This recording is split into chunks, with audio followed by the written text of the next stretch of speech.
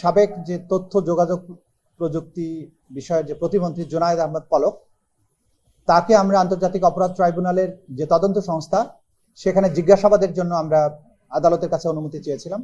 আদালত সেটা মঞ্জুর করেছেন এবং তাকে 18ই ডিসেম্বর তদন্ত সংস্থার অফিসে একদিনের জন্য জিজ্ঞাসাবাদ করার জন্য অনুমতি প্রদান করেছেন। তাকে জিজ্ঞাসাবাদ করতে চাওয়ার প্রধান কারণ হচ্ছে এই আসামি মন্ত্রিসভার সদস্য হিসেবে জুলাই আগস্টে ছাত্র জনতার উপরে সংগঠিত যে গণহত্যা, মানবতা বিরোধী অপরাধ, সেগুলোর পরিকল্পনা বাস্তবায়নের ব্যাপারে সরাসরি দায়িত্বপ্রাপ্ত ছিলেন এবং এটার সুপিরিয়র রেসপন্সিবিলিটি যার উপরে বর্তায় সেই সাবেক প্রধানমন্ত্রীর সাথে এই জুনায়েদ আহমেদ পলকের ঘনিষ্ঠ সম্পর্ক ছিল এবং এই সব পরিকল্পনার ব্যাপারে তিনি জানতেন। সেই পরিকল্পনার ব্যাপারে বিস্তারিত তথ্য উদ্ঘাটনের জন্য তাকে জিজ্ঞাসাবাদ করা প্রয়োজন। একই সাথে আপনারা জানেন যে এই গণহত্যা এবং আন্দোলন চলাকালীন সময়ে বাংলাদেশের ইন্টারনেট সেবাকে বন্ধ করে দিয়ে এই বিভাগের দায়িত্বপ্রাপ্ত মন্ত্রী হিসাবে গোটা দুনিয়াকে বাংলাদেশ থেকে বিচ্ছিন্ন করে রেখেছিলেন।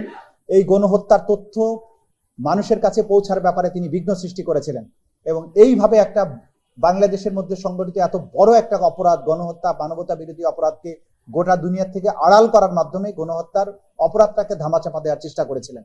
এই ব্যাপারে বিস্তারিত তথ্য উদ্ঘাটনের জন্য তাকে জিজ্ঞাসাবাদ করা দরকার।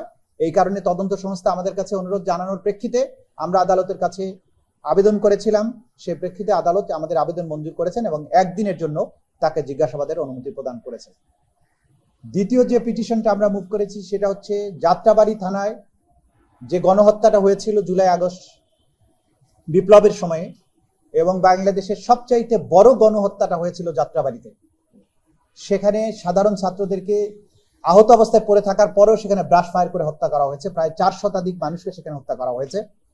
সেই হত্যাকাণ্ডে যারা প্রধান ভূমিকা পালন করেছিলেন ঘটনাস্থলে, তার মধ্যে একজন হচ্ছেন যাত্রাবাড়ি থানার তদানীন্তন ওসি আবুল হাসান এবং এর সাথে আরো যে সমস্ত অফিসাররা তার সাথে ছিল, তার ওসি তদন্ত জাকির, যাকে সরাসরি ভিডিওতে দেখা গেছে যে তাইম ভুইয়া নামে একজন যুবককে আহত অবস্থায় নিয়ে যাওয়ার সময় তাকে ঠান্ডা মাথায় বুকের মধ্যে বন্দুক ঠেকিয়ে গুলি করে হত্যা করে, পরবর্তীতে তাকে আবারও নির্যাতন করে তার মৃত্যু নিশ্চিত করে এবং তার সাথে অন্যান্য অফিসাররা যারা ছিল।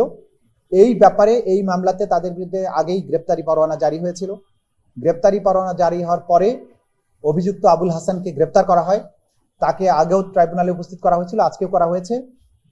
আমরা তাকে জিজ্ঞাসাবাদ করে তথ্য উদ্ঘাটন করতে চাই যে নির্মম হত্যাকাণ্ড বাংলাদেশে তারা ঘটিয়েছেন তার সবচাইতে বড় পার্টটা ছিল যাত্রাবাড়িতে এবং সেখানে সে ওসির দায়িত্বে নিয়োজিত ছিল।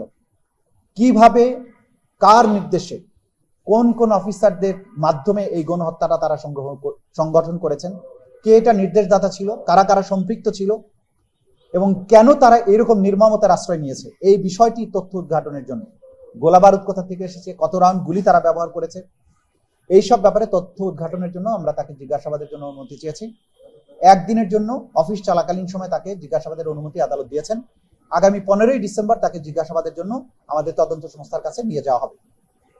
এর বাইরে আবুল হাসানের এই মামলাতে আমরা সময় চেয়েছি যে তদন্ত প্রোগ্রেস আদালতের কাছে জানানোর জন্য। আগামী 2 মাস সময় আমরা চেয়েছিলাম, আদালত 1 মাস পরে এই প্রোগ্রেস জানানোর জন্য ডেট দিয়েছেন। 30শে জানুয়ারি এই মামলার পরবর্তী তারিখ থাকবে, যেটা যাত্রাবাড়ি রসিদের ব্যাপারে। এই ছিল আজকের দিনের মোটামুটি প্রসিডিং। পাশাপাশি আমরা একটা জিনিসে আদালতের কাছে মৌখিকভাবে আবেদন করেছিলাম, সেটা হচ্ছে যে আদালত থেকে গ্রেপ্তারি পরোয়ানা জারি হওয়ার পরেও অনেক পুলিশ অফিসার দায়িত্বে থাকেন, কিন্তু যখনই ওয়ারেন্টটা ইস্যু হয় তারপরের থেকে তাদেরকে আর পাওয়া যায় না। সুতরাং এই যে পুলিশের যাদের এই ওয়ারেন্ট কার্যকর করার দায়িত্বে আছে, তারা আদালতের আদেশ পাওয়ার পরে তাদেরকে পালিয়ে যাওয়ার সুযোগ দিচ্ছেন কিনা, এই ব্যাপারে ওয়ারেন্টগুলোকে কার্যকর করার ব্যাপারে তারা কি ধরনের পদক্ষেপ নিয়েছেন এইটা জানানোর জন্য আমরা প্রেয়ার করেছি এবং আদালত বলেছেন তারা এই ব্যাপারে একটা আদেশ দেবেন যে আদালতের আদেশ পাওয়ার পরে আসামিদের গ্রেপ্তার করা বা না করার ব্যাপারে আইন শৃঙ্খলা রক্ষাকারী বাহিনীর কি ভূমিকা, সেই ব্যাপারে 7 দিনের মধ্যে একটা রিপোর্ট দেওয়ার জন্য আদালত বলেছে। আপনাদের কি এটা মনে হচ্ছে যে অনেকে আসলে এই ক্ষেত্রে পালিয়ে যেতে সহযোগিতা করছে? আরেকটি প্রশ্ন হচ্ছে, আমরা আদালতের মধ্যে দেখলাম যে আয়োগে খানিকটা ভর্ৎসনা করলেন বিচারক কয়েকজন বিরুদ্ধ। তো এক্ষেত্রে এত গুরুত্বপূর্ণ একটি গণহত্যা, মানবতা বিরোধী অপরাধের যথাযথ তদন্তের ক্ষেত্রে কি খানিকটা গাফিলতি হচ্ছে? যেটা বলবো যে পালিয়ে যাবার ব্যাপারে আমরা অনেক অফিসারকে দেখেছি যারা দায়িত্বে ছিলেন, কিন্তু যখনই আদালত থেকে ওয়ারেন্টটা ইস্যু হলো তারপর থেকে তাদেরকে পাওয়া যাচ্ছে না। গণমাধ্যমে তথ্যটা সম্প্রচারিত হওয়ার পরে আইন শৃঙ্খলা রক্ষাকারী বাহিনী এবং যাদের এই গ্রেপ্তারি পরোয়ানা কার্যকর করার দায়িত্ব, তাদের উচিত ইমিডিয়েটলি অ্যাকশনে যাওয়া। সেটা যেহেতু বারবার এটা দেখছি যে ব্যাহত হচ্ছে, আসামিরা পালিয়ে যাচ্ছে, আমরা তো ডেফিনেটলি বলবো যে এটা এখানে আইন শৃঙ্খলা রক্ষাকারী বাহিনীর একটা ভূমিকা আছে। কাজেই তাদের কি ভূমিকাটা ছিল সেই ব্যাপারে আদালত যেহেতু তাদের কাছ থেকে ব্যাখ্যা চেয়েছেন, তারা ব্যাখ্যার দিক, তারপরে আমরা বুঝতে পারবো।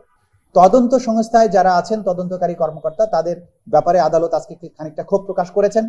তাদের তদন্ত কার্যে যেভাবে তদন্তটা আগানো প্রয়োজন, যে কোনো অনভিজ্ঞতার কারণে হোক বা যাদের অযোগ্যতার কারণে হোক, সেই ব্যাপারে খানিকটা সমস্যা দেখা দিচ্ছে বলে এখন পর্যন্ত আমরা বুঝতে পারছি। তবে যেহেতু এটা নতুন ধরনের মামলা, তারা এক ধরনের মাইন্ডসেট থেকে এসেছেন। পুলিশের সাধারণ যে অপরাধ তদন্তের যে অভিজ্ঞতা আর আন্তর্জাতিক অপরাধ ট্রাইব্যুনালে তদন্তের যে অভিজ্ঞতা, দুই ধরনের। সেই ক্ষেত্রে তারা এখানে ম্যাচ করতে যে সময়টা লাগছে, এতটুকু সময় আমরা তাদেরকে দিতে চাই, কিন্তু তারা যে ধরনের রিপোর্ট দিচ্ছেন সেটা আমরাও মনে করি যে এটা যথাযথ না, এটার আরো উন্নতি হওয়া প্রয়োজন। এই ব্যাপারে আমরা তাদেরকে মোটিভেট করার চেষ্টা করছি, তাদেরকে ট্রেন করার চেষ্টা করছি, যাতে করে তারা যথাযথভাবে তদন্ত রিপোর্ট আদালতের কাছে দিতে পারে। ওকে, ঠিক আছে। Thank you.